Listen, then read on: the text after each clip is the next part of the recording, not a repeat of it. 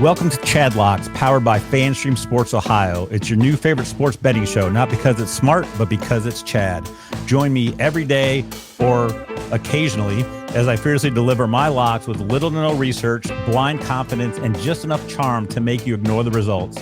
It's not as much about winning, but more about the journey, the process, learning about ourselves, and blaming the refs and coaches when it all goes sideways. It's time to lock in. Thank you for joining me today. I am your host, Chad Rink. You can follow me on X at @ChadOchoRinko. Go to the FanStream Sports website at fanstreamsports.com. Download the FanStream Sports app, available on Apple and Android for around-the-clock programming. You can also find us on all your favorite streaming services. So this is the first episode of Chadlocks, and I appreciate you stopping by, checking it out. And we have an exciting opening show for you today. I'm excited to talk about NFL futures. I'm very excited about the 2025 football season. And we also have a special guest later on in the show, so you do not want to miss that. So what is Chadlocks? Chadlocks is going to be a betting show that's going to be focused more on props and just, different little things that I kind of like. I am not what you would call a sharp in the betting world and in real life. So this is more of an enjoyment for me. I like to have action on games. It just makes some games better when you have a random Titans Saints game in week 9 of the season.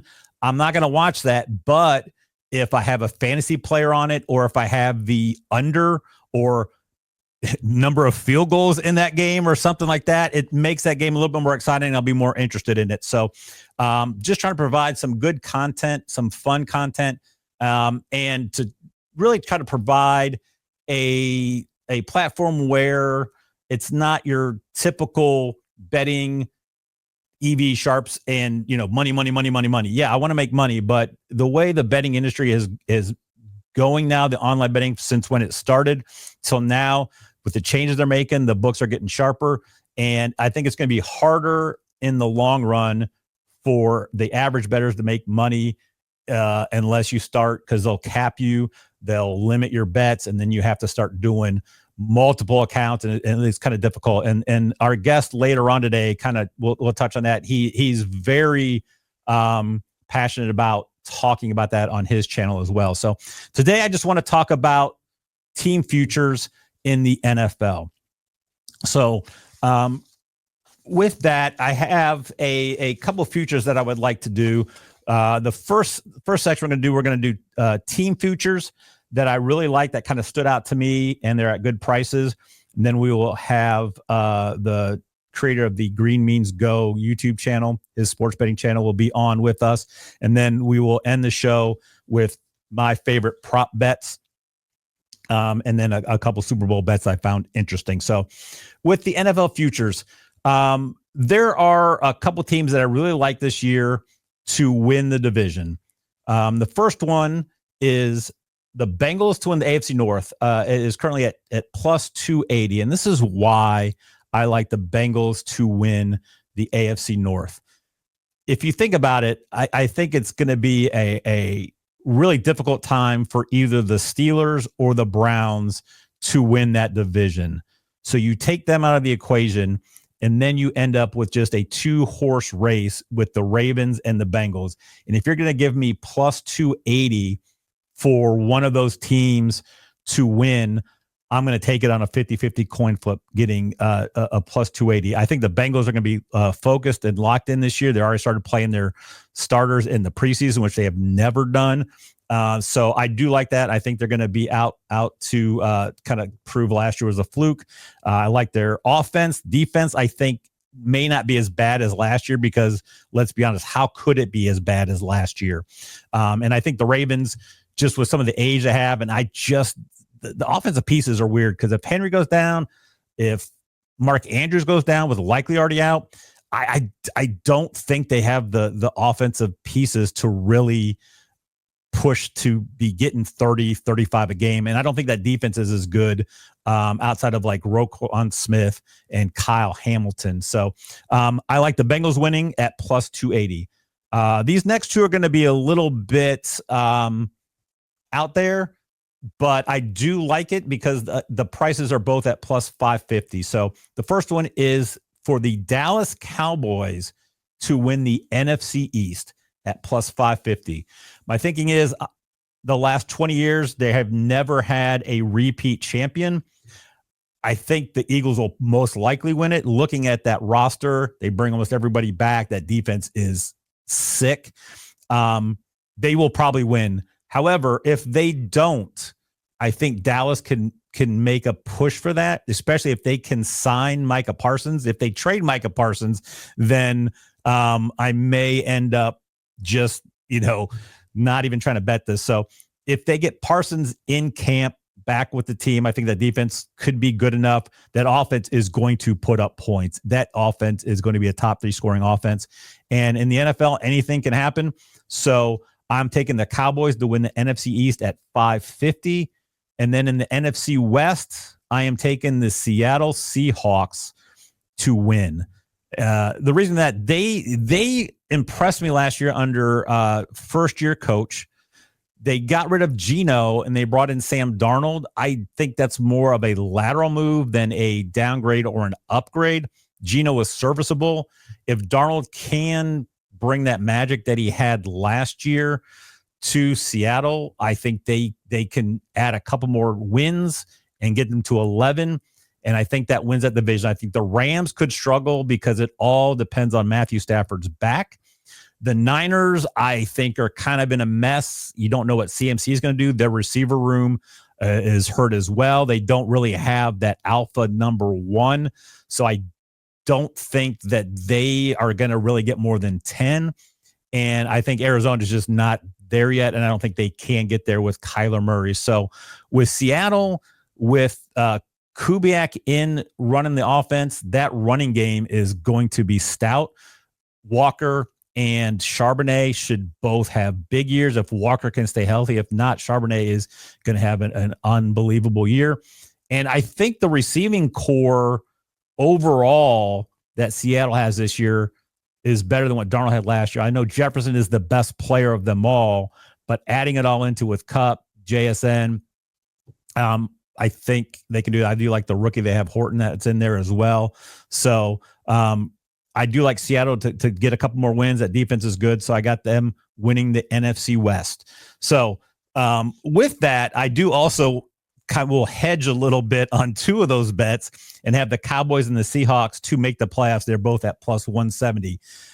I'm more confident the Seahawks to win that division than the Cowboys. So I don't mind making a play on the Cowboys to make the playoffs at plus 170, kind of hedge the NFC East. And then if they win the NFC East, they're definitely going to make the playoffs. You win both bets. So I do like that. I think the Cowboys can make the playoffs. I think the NFC, I think they're kind of top heavy with the Eagles and the Bucks and the Lions. And then I think it's just kind of a crapshoot everywhere else. And I think the Cowboys can sneak in as a wild card if they do not win that division. And I think the Seahawks will make the playoffs regardless if they win the division or not. And then also kind of in the correlation, if I think the Seahawks can win the division, make the playoffs, I do have the Los Angeles Rams under 9 wins at plus 200. I just think they could struggle this year, especially if Stafford misses any kind of significant time.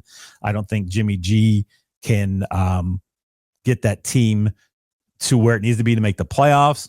I think Kyron Williams is just a volume back. He is not very efficient.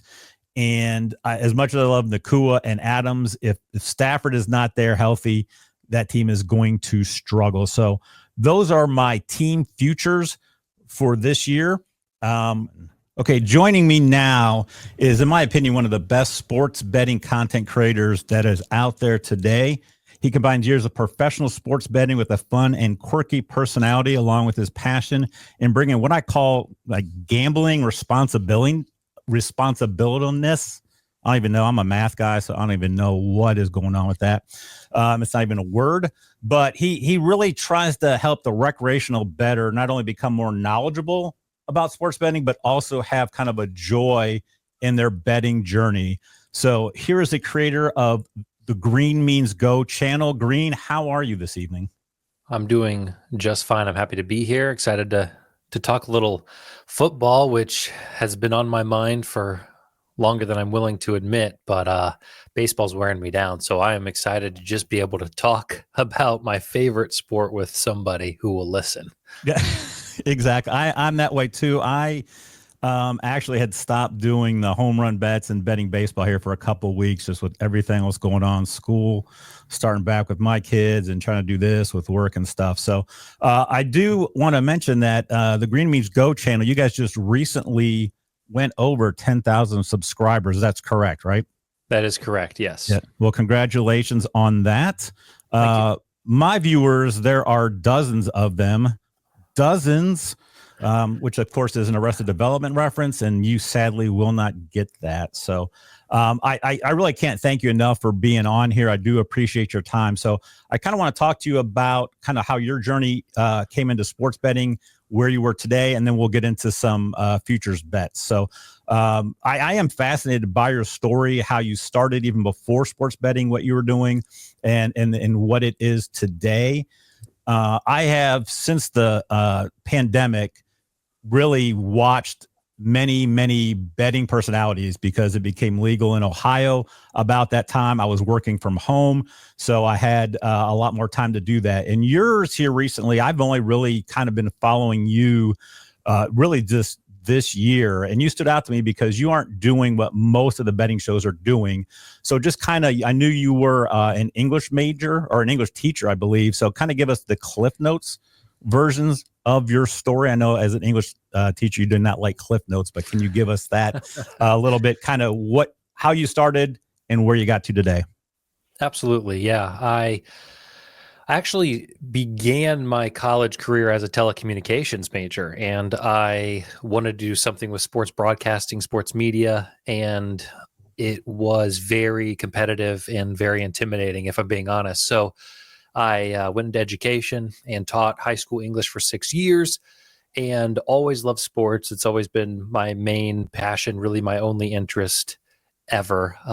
You make an Arrested Development reference. I don't watch shows. I don't watch movies. I just watch sports, talk sports, play sports my whole life. So when sports betting came out, I was very interested in the game within the game. And since I loved sports for my whole life and watching them, it just kind of made sense that I would also like that underlayer of sports betting. So I got lucky and wrapped up into the right people and met the right people, which taught me about, line shopping and arbitrage and converting promos and doing things that you can actually guarantee yourself some money when all these sports books were so eager to try to acquire customers. And when I left, well, I didn't leave quite at this time. I actually started the Green Means Go brand while I was still teaching, and I would record like a 6-minute podcast on the way to work every day to talk about my favorite picks, because I was truly unhappy as a teacher. I was exhausted, and I kind of wanted to start something else that I could look forward to each day.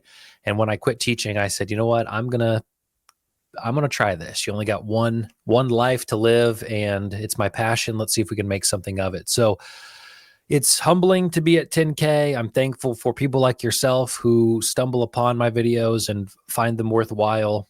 And, I need to stop and be thankful for the growth I have, but I still, I want to keep doing this forever. So I have goals to keep pushing forward. So again, thank you for giving me the opportunity to come on here and talk with you. And that's the Cliff Notes. I don't know. Did I meet the quota? Is that good enough? That is fine. And I tell you, I did go back not that long ago to some of your non-sports videos, and I tell you, the one that I think is my favorite of all your videos, besides the Browns quarterback video, that's an inside joke to the listeners here, but was the one where you went and tried to see if you could identify 16 different soda or however many sodas, but it's been 16 years, I think, since you drank soda.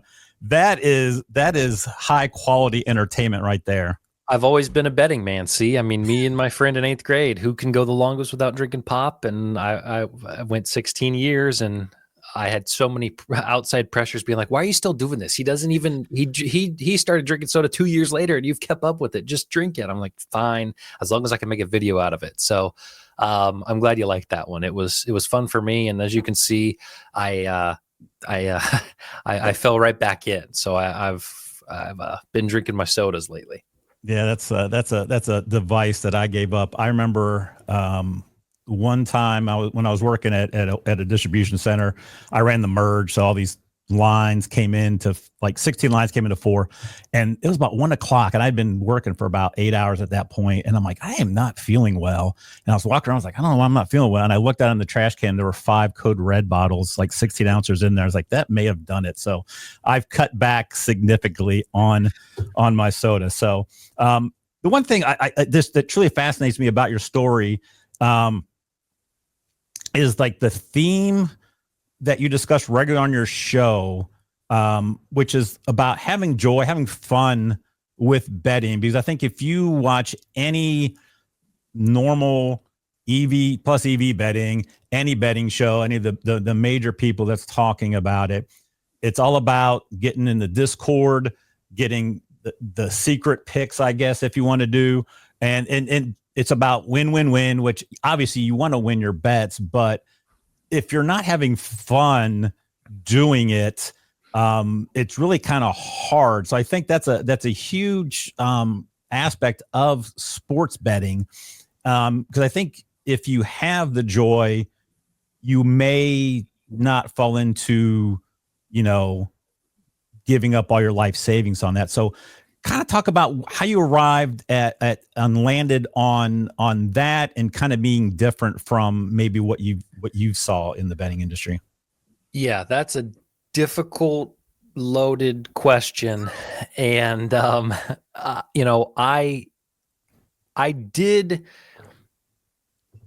get into the industry at a great time, and I was afforded the luxury of, like I said, having the sign up promos and being in the Discords that were good at capitalizing on actually making money.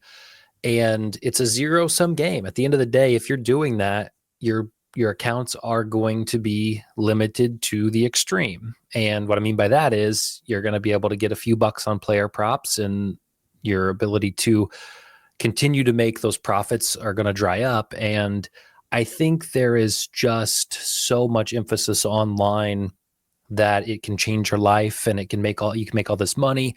But I also see this piece of the puzzle where those guys are always trying to sell you something, and they always have something else. And it's like, if you make so much money sports betting, why are you selling this thing? Like if you truly do make all this money, why do you need to sell this thing?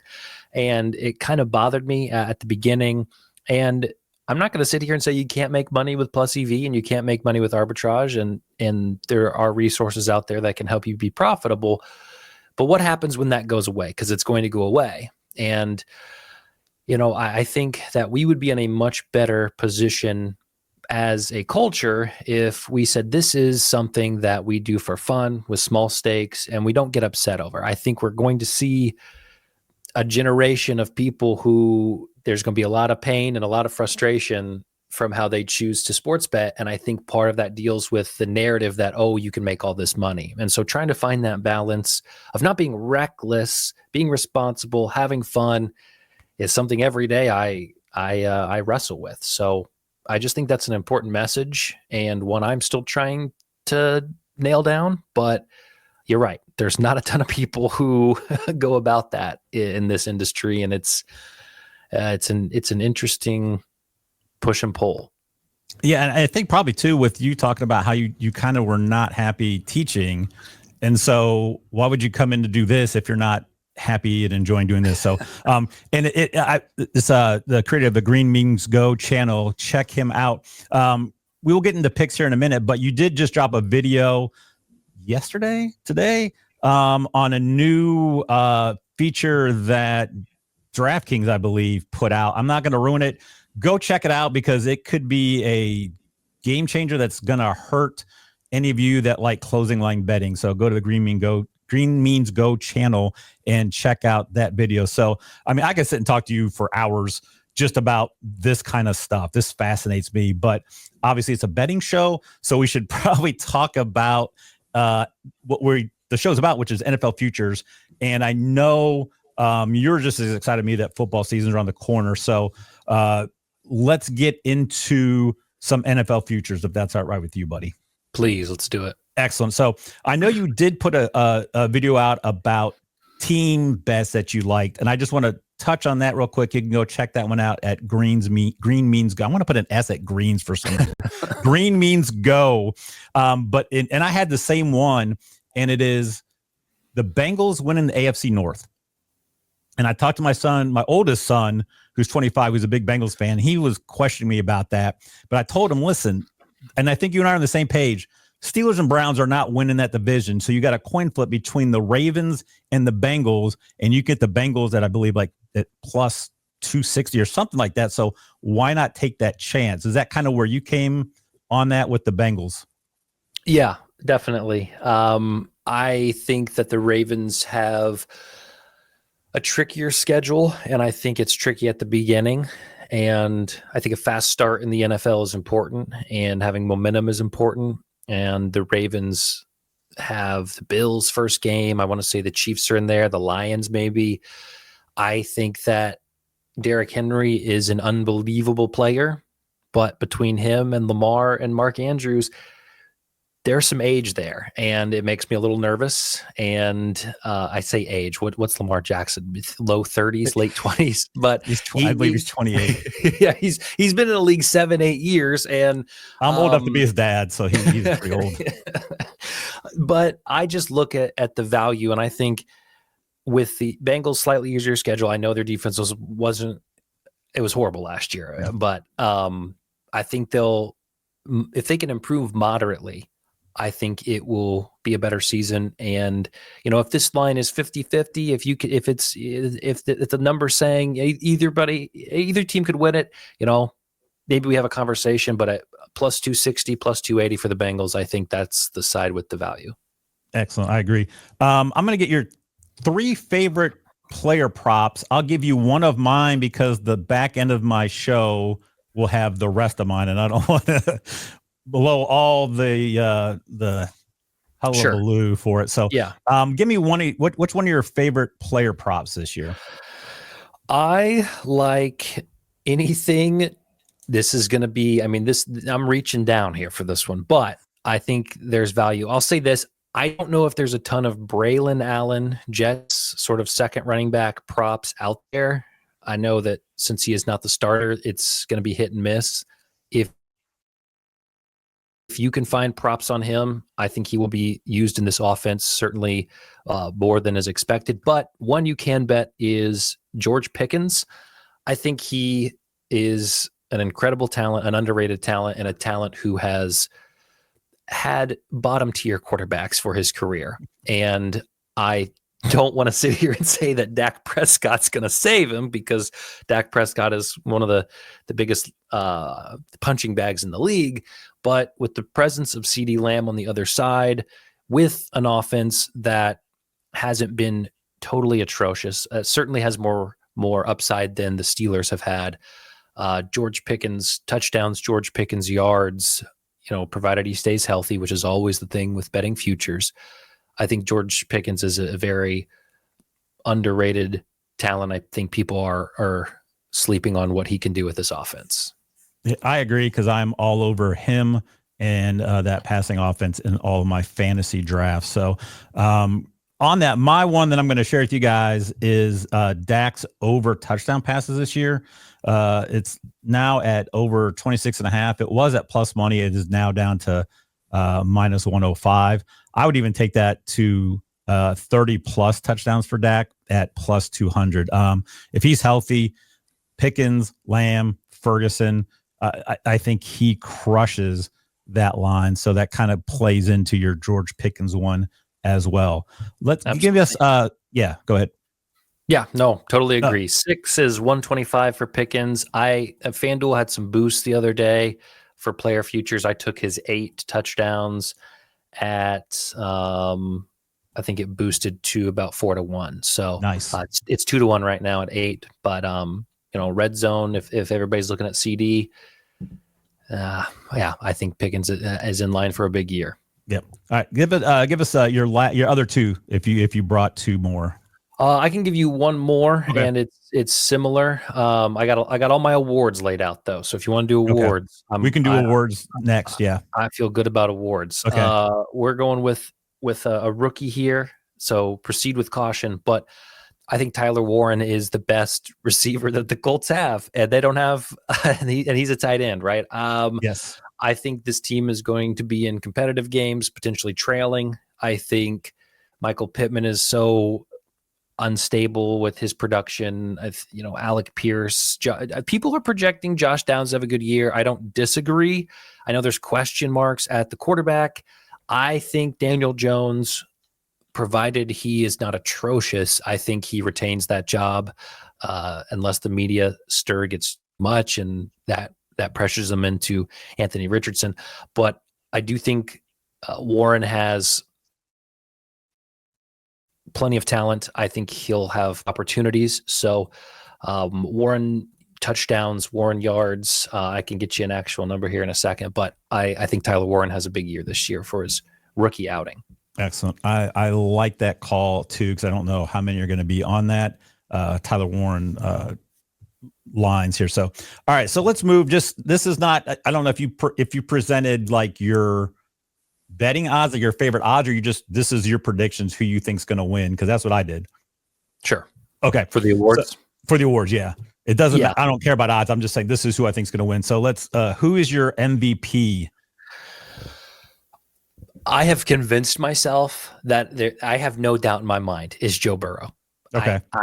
I when I think about awards, it is so unique in that this isn't just a stagnant 50-50. Is he going to go over this number? Is he going to go under this number? I think the human psychology of voting for awards matters. And we've seen Lamar win. We've seen Josh Allen win. And there's this guy named Joe Burrow who's just kind of been right there for 5 years. And he's had the numbers to probably do it, but his team hasn't always been there. So if he goes on to win the AFC North, as we both think he will, I just think he's got to have the numbers to do it. And if it's between Lamar, Allen, and Burrow, if all of their stats are the same, they're going to give it to Burrow because he hasn't won it. I firmly believe that. That may be flawed logic, but at 6-1, I know we weren't going to talk numbers.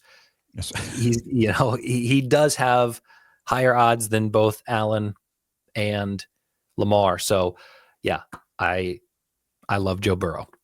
Yeah, I did not. I have Joe Burrow as well, and it's the same logic. I had somebody else, and I was thinking about it, and thinking about NBA too. It's like Jokic should have won it a year, and then they have that kind of talk. I think like we need to give it to this guy this year, and I think Burrow, everything equal, is going to win it this year. I think he's just going to have a huge year as well. I think the Bengals are going to take another step up. So I also agree that Joe Burrow is going to win it, and it's always a quarterback award. So yep. It's really only about 4 quarterbacks that can win it, I think, this year. So, okay, next we'll go to the Offensive Player of the Year, which is normally the best non-quarterback. I think the last time a quarterback won this was something like 2012. It's been a minute.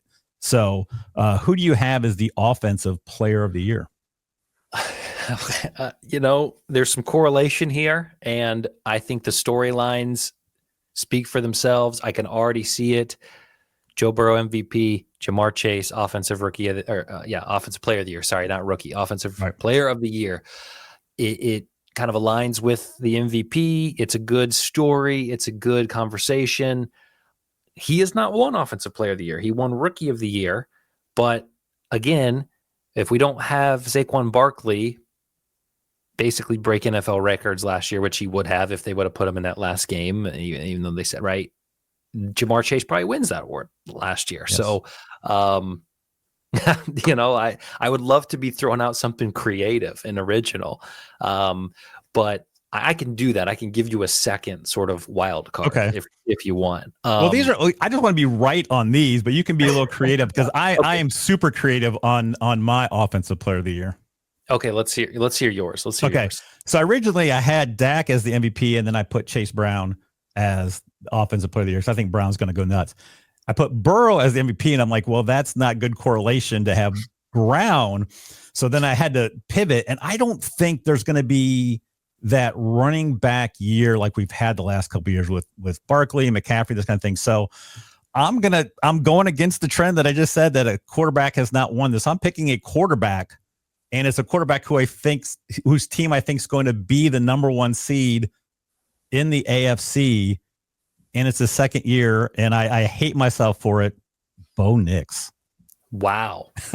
I don't even know what the odds are on that, but like it's something about the Broncos this year. I think their schedule is pretty favorable. That defense is elite. So I think they can put up 30, 35 points on a regular basis. They've got good offensive players. They added some nice pieces. Sean Payton's a good coach. And I think if Bo Nix balls out, and if the Broncos are the number one seed and no one else on that team really is going to stand out, I think he has a good chance of getting it. Yeah, and I also because my second kind of wild pick was Jaden Daniels, but my logic for Jaden Daniels is very similar to that of Bo Nix, where they're not going to give those guys MVP yet, I don't think, because they're so young. So if we give Joe Burrow the MVP or one of these other big-time quarterbacks, and we see Daniels or Bo Nix have a stellar season that competes statistically, I can see them throwing a quarterback offensive player of the year. I like that. I think that's a good call. Thank you. Yeah. So, all right. Defensive player of the year. This one's a little bit tougher because it's kind of a crapshoot who just kind of comes out. So I have Jalen Carter because I just love the talent that I didn't want to buy the Eagles maybe making the Super Bowl again. And then I kind of looked at their team. I'm like, because I have an IDP fantasy league this weekend down in Cincinnati. So I was going through all the defensive players, and I was like, that Eagles defense is not even fair.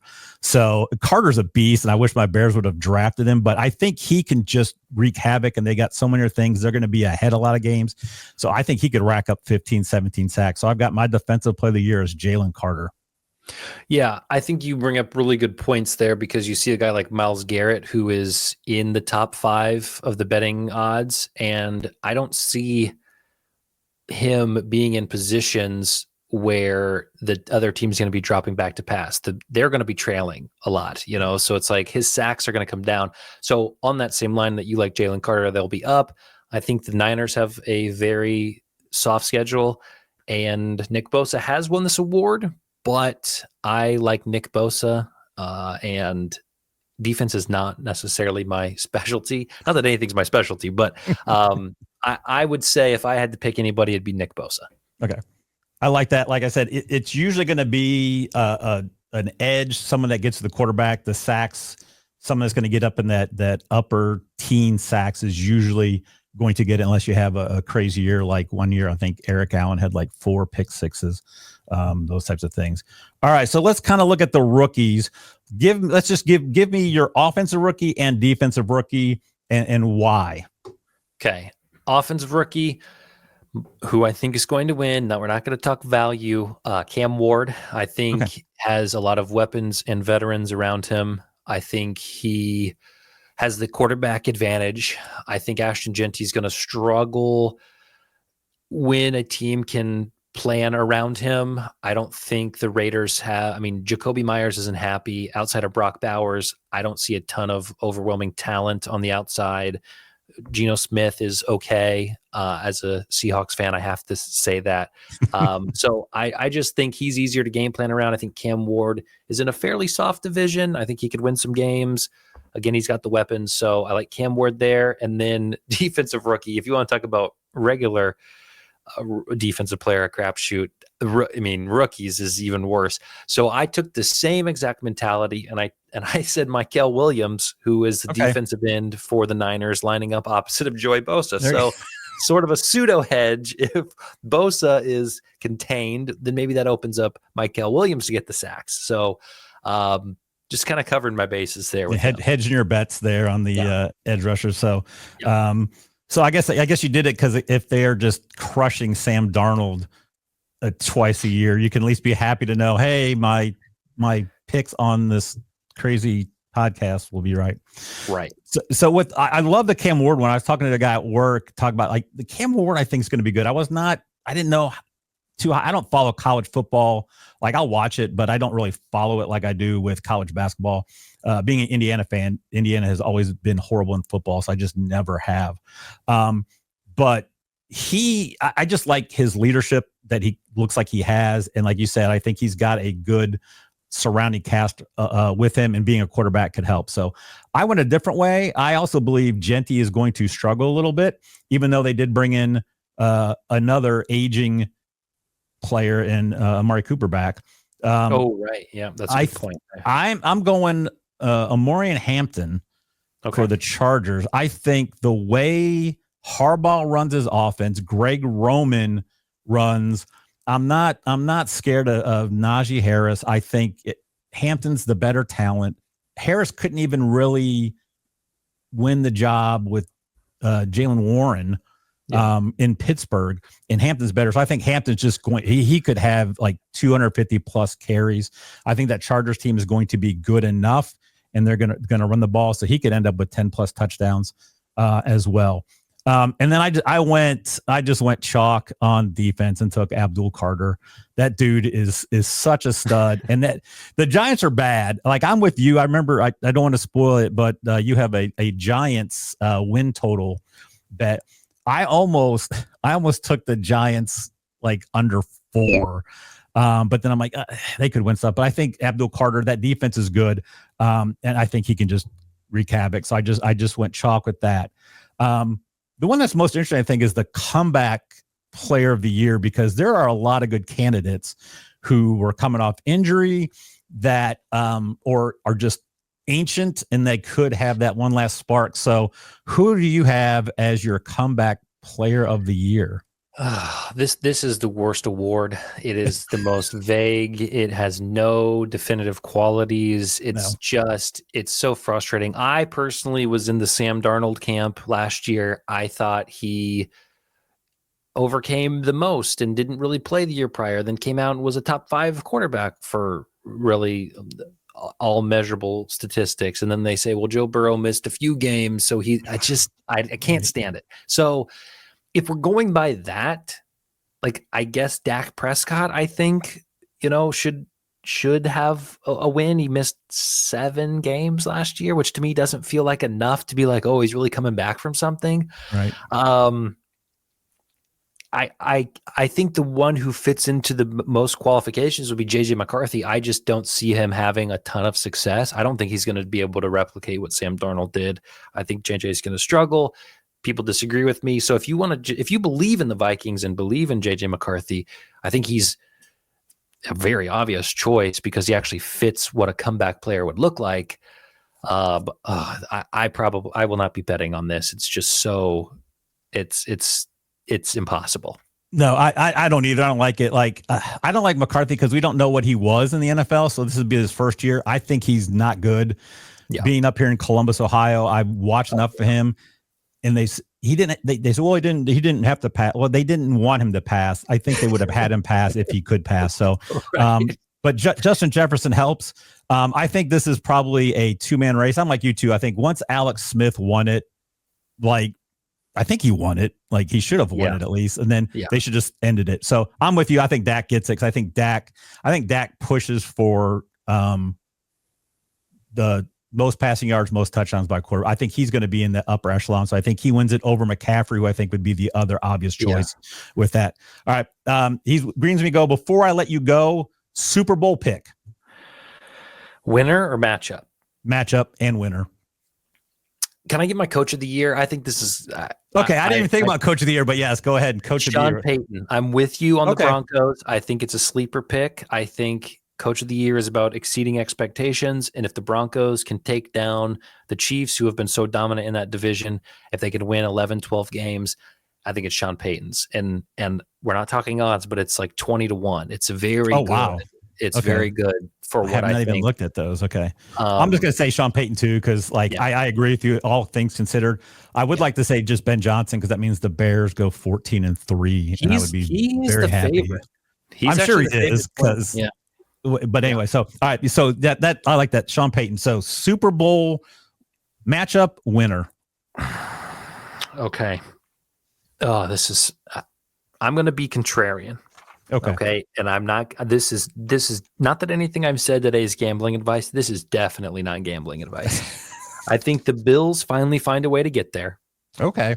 And I think the NFC is very wide open. Very wide open. I think the AFC is very top heavy, but I think the NFC, I don't believe that the Eagles will do it again. I think the Niners will have the number 1 seed, but I think their lack of competition, I think that's going to hurt them in the playoffs. Tampa Bay, I don't love it. Why not go Bills, Commanders? There you go. Commanders. We'll get a little bit creative here. And we'll say that Josh Allen, he finally gets one.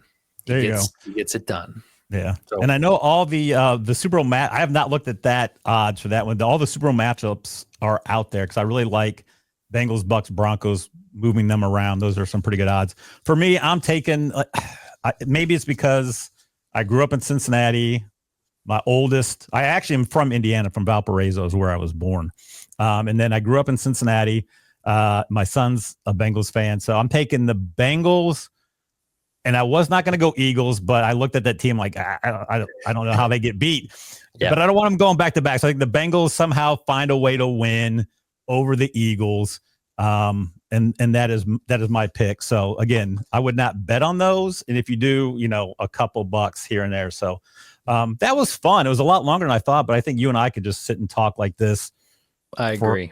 For a long time. So I think I'd like to have you on occasionally if it works with your schedule.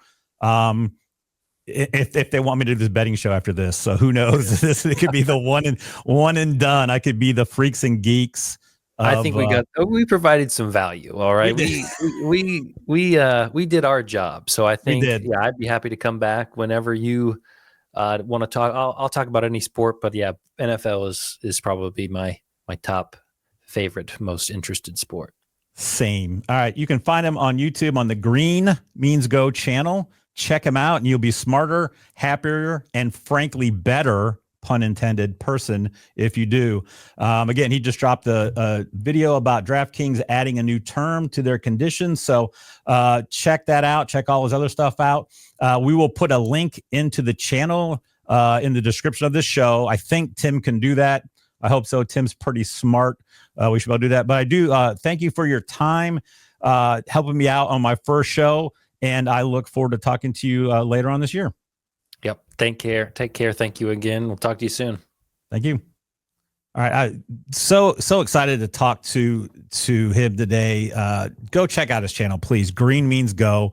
He's a pretty cool dude. He's got his channel is very entertaining, and he brings really good information, insight, analytics, and knowledge to everything that he does. And it comes across, it's very sharp, very with his graphics and just everything. So give it a look, a listen. Green Means Go. He's going to be putting out a ton of NFL content here in the near future. So he's been doing a lot of home run bets, which I love. So if you're a home run better, you can continue to check his home run bets out for the rest of the MLB season. So, okay, here are 4 player prop bets that 3 of them I really, really like. One I just like because of the odds. So the first one, I kind of teased it with Green there earlier, is Dak Prescott over 26.5 passing touchdowns at -105. Like I said earlier, I would take it up to 30 plus touchdowns at +200. A healthy Dak, he is going to hit that 30 touchdown mark easily. He got CeeDee Lamb in tow. You got Jake Ferguson back. And he has his best wide receiver 2 this year that he ever has had in George Pickens. So I think that running game, as much as they want to try to run the ball with Schottenheimer, I just don't think it's going to be able to happen with a three-headed monster of Williams, Sanders, and Blue. So I think they're going to be in a lot of shootouts, especially if Parsons does not come back. That defense is not going to be good. So I think Dak's going to sling it all over the place. He has a chance to lead the league in touchdown passes. So 26.5 is a slam dunk. I would even take it up to 30 as well. So that is my first one. Second one is Chase Brown, 10 plus rushing touchdowns at plus 320. And here's my thinking on that. I think the Bengals could be the top scoring offense, but I think they definitely going to be a top 3, top 5 scoring offense this year, because I don't think the defense is going to hold teams down very much. So they are going to have to score, and they have the weapons around them to score. You look at what Chase Brown did when he got the starting gig. If you listen to my fantasy football show, which you should, Fantasy Football Island with Jeff Tito Fitoff here at the FanStream Sports Ohio channel, we talk about Chase Brown and how I think he's going to have a huge year. He had, from week 10 on last year, every single running back carry for the Bengals except for 9. That is a huge workload. He had 7 touchdowns on the ground last year, and I believe he had 1 in the passing game. So he needs like 2 or 3 more touchdowns. He should get 100 more touches easily. I think he can get 3 more touchdowns, and I think he can crush this 10 rushing touchdowns. They don't have anybody else really behind him that I think they're going to do. They may throw in P. Ryan occasionally at the goal line, but Chase Brown can do that. So I think maybe just if on occasion, but he's going to get the volume to be able to really crush this 10 touchdowns. And at 320, I do like those odds. Okay. Now the one that I did talk about with Green Means Go is Offensive Rookie of the Year. I think Omarion Hampton is going to win this.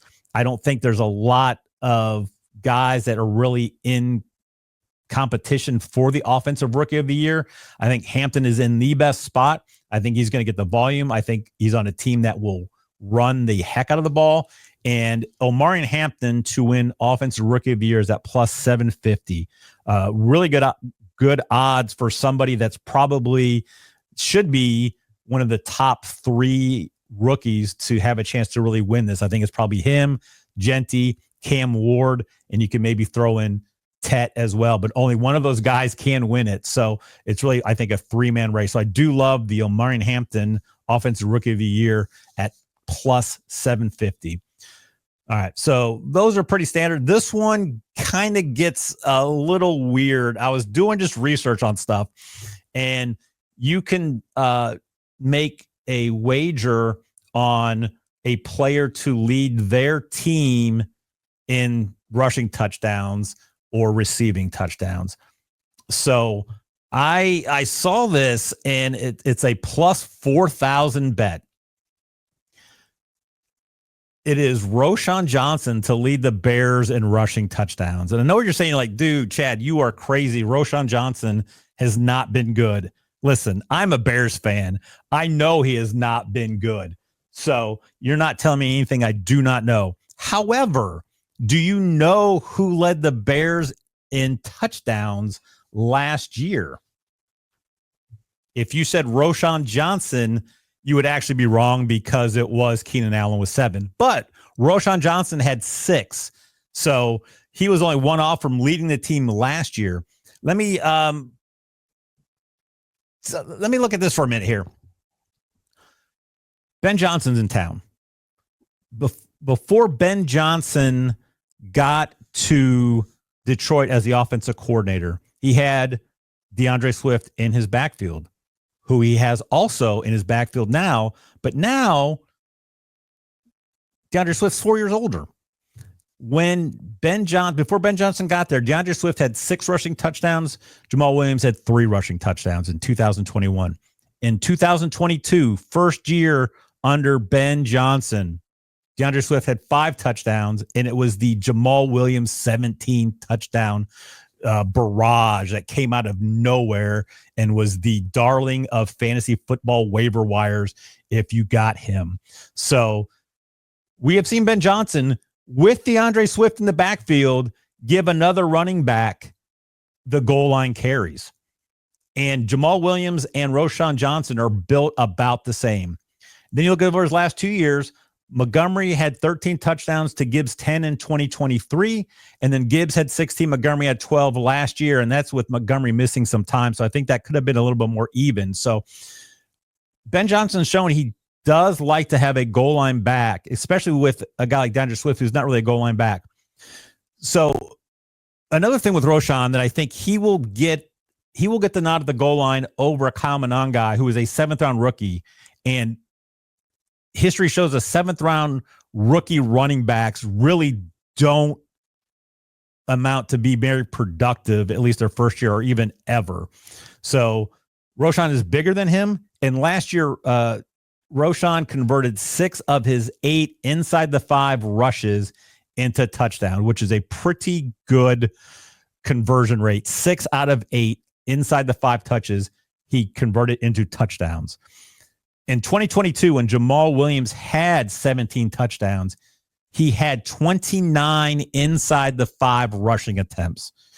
If Roschon can even convert a little bit less than what he did, that would put him over he should destroy the Bears lead for touchdowns, because he could have 11 to 12 touchdowns and still be not a great running back, but just because he's getting those goal line carries. So at plus 4,000, Roschon Johnson to lead the Bears in rushing touchdowns, I kind of like that a lot. So those are my NFL futures. I don't like NFL futures a lot because you make the bet and then you got to kind of wait to see if it actually pans out. So I don't usually put a ton on that, because that's all. If you bet 5 to 10, even if you put $10 in each one, that's $50 to $100 that you got to have. That's just kind of out there. So I will probably put this down and not bet all 10, but I do like those. And that is the first ever edition of Chadlocks. So I do appreciate you tuning into the show. I hope you continue to join me as I give out my Chadlocks. I will start doing some MLB Chadlocks throughout the rest of the MLB season, even into the postseason. NFL season starts a week from today, so I will be giving out weekly NFL picks. I will probably dabble in some NBA and college hoops and even college football as they come rolling in. So we have a lot. This is the best time of year in sports. There's so much happening, so many sports that you can watch. So again, I want to appreciate and give a shout out to Green Means Go for joining me today. So go, please check out his channel, and we'll see you next time.